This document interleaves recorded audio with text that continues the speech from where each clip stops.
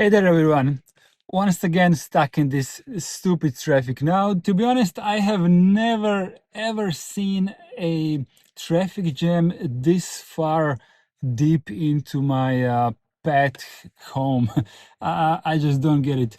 I have been it's hard to demonstrate with hands, but usually this is the biggest traffic that I have seen so far, and today is like this. Like, I don't know, it feels like 5 times longer than whatever I have seen before. But at least I have some time to talk on video, right? So that's win-win for everyone. I wanted to talk a little bit about, well, my channel. So I have been to this BSD conference, and it really woke up something in me.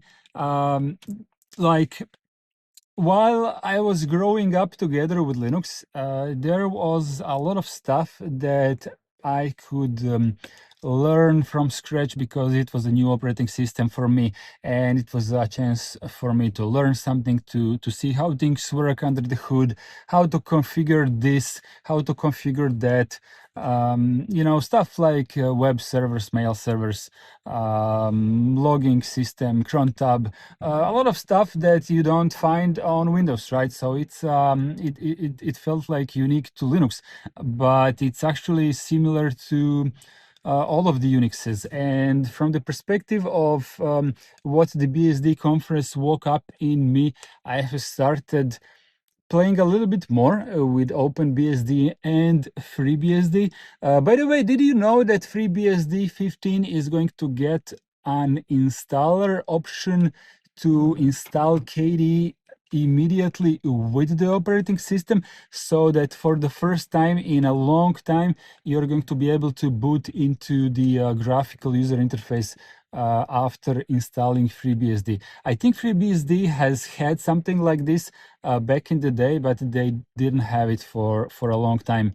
So this is kind of cool. Anyways, what I was going to say is that learning how FreeBSD works under the hood, and basically how to become a future master of FreeBSD, feels like I'm relearning Linux.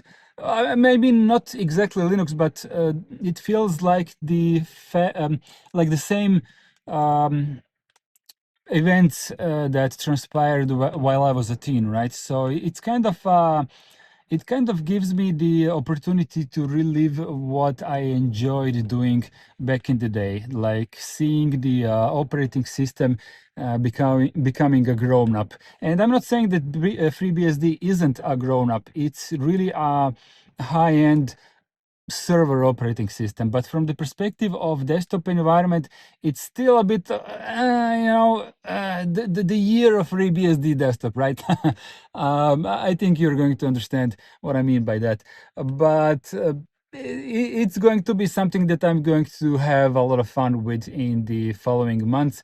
And the version 15 of FreeBSD is going to bring not just the KDE out of the box, but also a lot of new drivers for Wi-Fi. This is something that OpenBSD has had for a long time, but FreeBSD was very lacking in that regard. So whoever was trying to use BSDs on a laptop, FreeBSD really didn't offer a very good experience in Wi-Fi up until now. So 2025 is going to be the year when FreeBSD kind of gets Wi-Fi. I mean, it has it, but it's not that speedy, so to speak. Another thing that I was thinking about talking about is this is a little bit embarrassing topic, but I'm gonna be honest, really the best I can without sounding like a jerk. The channel that I'm doing is really a hobby of mine, and I'm not even pretending that it's something else. This channel is never ever going to be my job, my my primary job. I have a primary job from which I'm right now coming back home from, and this is something that I do from 8 to 4 usually, and it's good. I love my job. I love getting paid every month. Uh, so it's a win-win. But in terms of, a man has to do something for fun.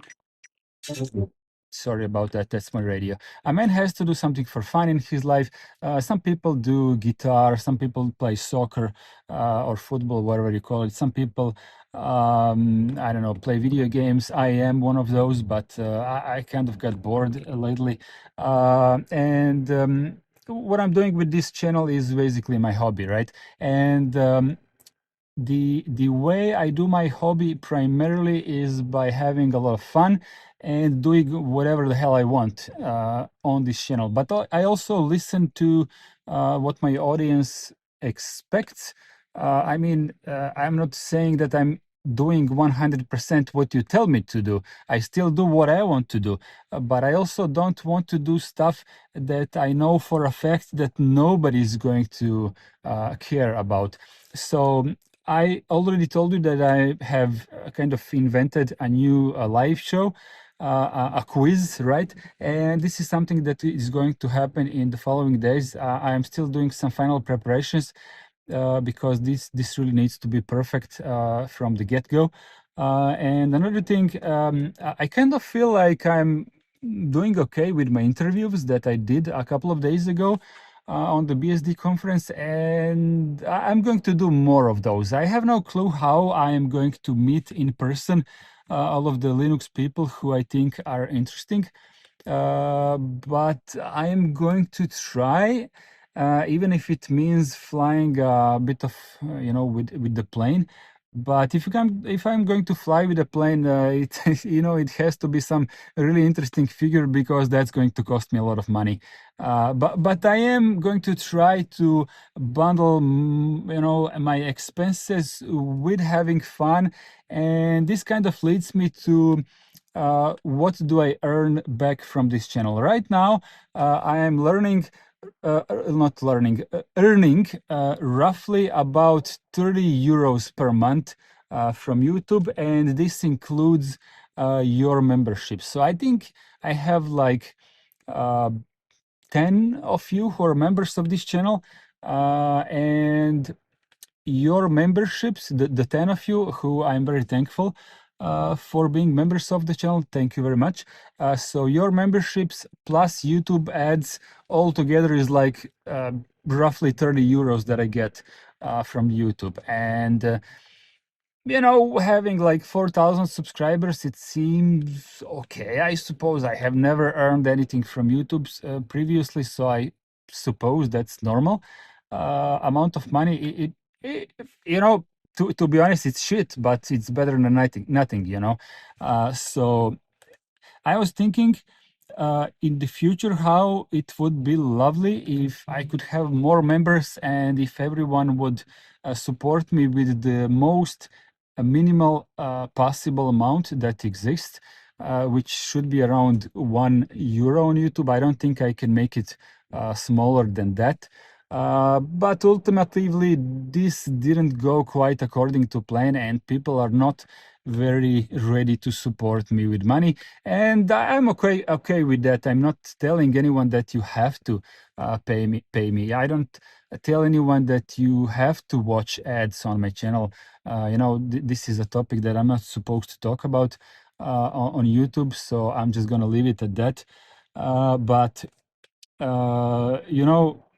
one way or another, if I don't get proper monetization so that I can pay for all of these hobbies, for my new microphones, for my new cameras, for my plane tickets, if I'm going to go and interview someone who is interesting to you guys who are going to watch these interviews, maybe I'm going to have to try to find some sponsors.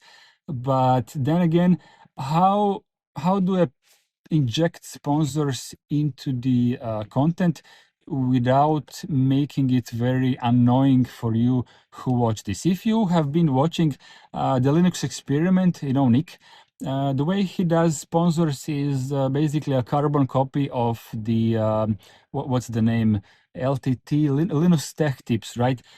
So the two of them have the exact same method. They start a video and then they kind of inject a sponsor in a way that it, you know how they go. Like, speaking of this topic, today's sponsor is something, and it kind of rhymes with whatever it came in the sentence before. Honestly, I find this a bit annoying method.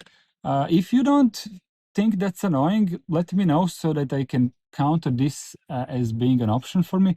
But honestly, personally, I find this annoying, and I always skip.